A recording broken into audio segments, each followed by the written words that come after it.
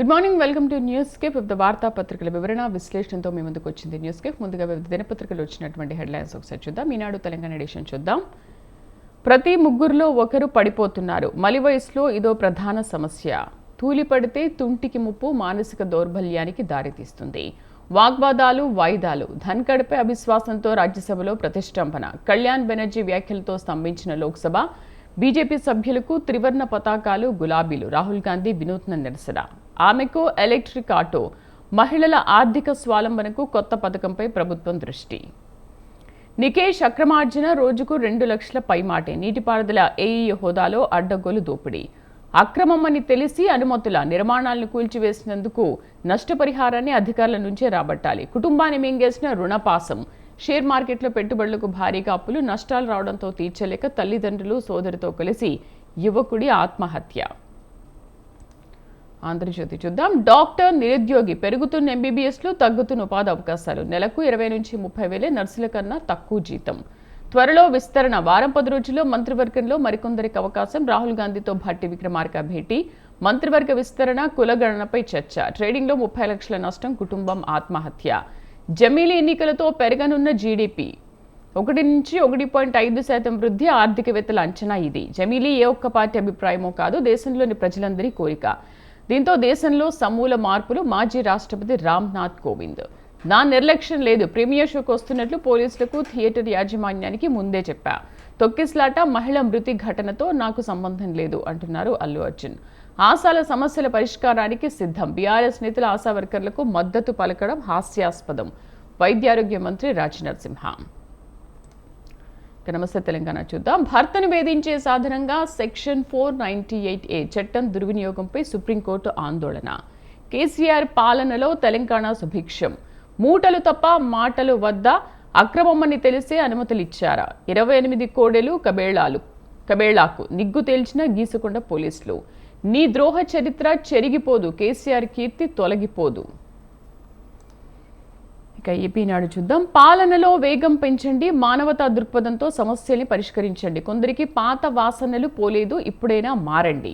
Google ఒప్పందంతో ఐటీలో విప్లవాత్మక అభివృద్ధి. సీఎం చంద్రబాబును కలిసిన గూగుల్ ప్రతినిధి బృందం. వాగ్వాదాలు, వాయిదాలు, ధన్కడ్పై అవిశ్వాసంతో రాజ్యసభలో ప్రతిష్టంభన. మరింత మెరుగ్గా మెడికల్లా. ఉపాధ్యాయుల కొరత ఉన్న చోటే విద్యా వాలంటీర్ల నియామకం. అడ్డంగా బుక్ అయిన పేర్ని నాని. అద్దె గోదాములో భారీగా రేషన్ బియ్యం మాయం. ఆంధ్రజ్యోతి చూద్దాం. హెల్మెట్ నిబంధన అమలేది. చలానాలు కట్టని వారి ఇళ్లకు విద్యుత్, నీళ్లు నిలిపివేయాలి. హెల్మెట్ లేక 3 నెలల్లో 667 మంది చనిపోవడం చిన్న విషయం కాదు. అధికారుల నిర్లక్ష్యంగా వ్యవహరిస్తున్నారు. పోలీసులు, ఎంబీఏ అధికారుల పనితీరుపై అసంతృప్తిగా ఉన్నామంటోంది హైకోర్టు. జనం మెచ్చేలా, మనం నచ్చేలా పాలన. రేషన్ మాఫియాకు కళ్ళెం. బియ్యం రీసైక్లింగ్ చేసేందుకు వీల్లేదు. సర్వీస్ ఓ ప్రాడక్టే, సేవా రంగానికి ప్రచారం కల్పించండి. ఏపీతో గూగుల్. విశాఖలో సెంటర్ ఏర్పాటుకు కుదిరిన ఒప్పందం. రాష్ట్రానికి ఏఏ సేవలు. చంద్రబాబు, లోకేష్తో బృందం భేటీ. ఐటీని పూర్తి స్థాయిలో సద్వినియోగం చేసుకుంటామంటున్నారు బాబు. 10th ఇంటర్ పరీక్షలు మార్చిలో. 1 నుంచి 20 వరకు ఇంటర్ ఎగ్జామ్స్. విద్యార్థులకు ఫిబ్రవరిలో ప్రాక్టికల్స్. 17 నుంచి 30 వరకు 10th పరీక్షలు. షెడ్యూల్ విడుదల చేసిన మంత్రి లోకేష్. అమరావతి రాజధాని. మాస్టర్ ప్లాన్కు అనుగుణంగా అభివృద్ధి పనులు. హైకోర్టు త్రిసభ్య బెంచ్ తీర్పును అమలు చేస్తాం. రైతులకు ఇచ్చిన చట్టబద్ధ హామీలను నెరవేరుస్తాం.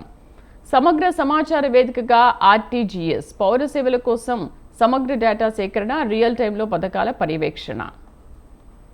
చివరగా సాక్షి చూద్దాం. పార్లమెంట్లో రచ్చ. పార్లమెంటు శీతాకాల సమావేశాలు సజావుగా సాగే పరిస్థితి కనిపించడం లేదు. ఉభయ సభల్లో వాయిదాల పర్వం కొనసాగుతోంది. ఆగని ఇజ్రాయెల్ దాడులు. గాజా స్ట్రిప్పై ఇజ్రాయెల్ ప్రతీకార దాడుల పరంపర కొనసాగుతోంది. అత్యంత ఉష్ణ ఏడాదిగా 2024. 1991, 2020తో పోలిస్తే ఏడాది జనవరి, నవంబర్ కాలంలో ప్రపంచ సగటు ఉష్ణోగ్రత 0.72 డిగ్రీల సెల్సియస్ ఎక్కువగా నమోదైంది.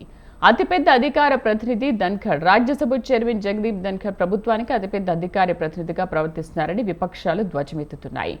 6 తారుమారు ఎన్నికల్లో ఇచ్చిన సూపర్ 6 హామీలకు చంద్రబాబు తూట్లు. అన్ని వర్గాలను నమ్మించి అధికారంలోకి వచ్చాక నయవంచన. రైతు కట్ట కన్నీరు. 6 నెలలుగా ఆదుకునే దిక్కు లేదు.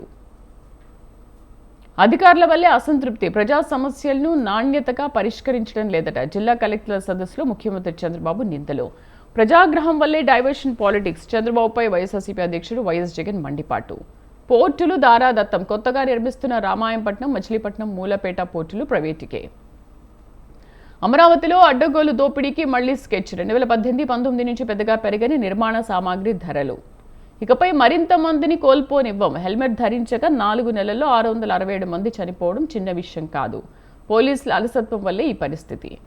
ఇది దినపత్రికలో వచ్చినటువంటి ప్రధాన అంశాలు.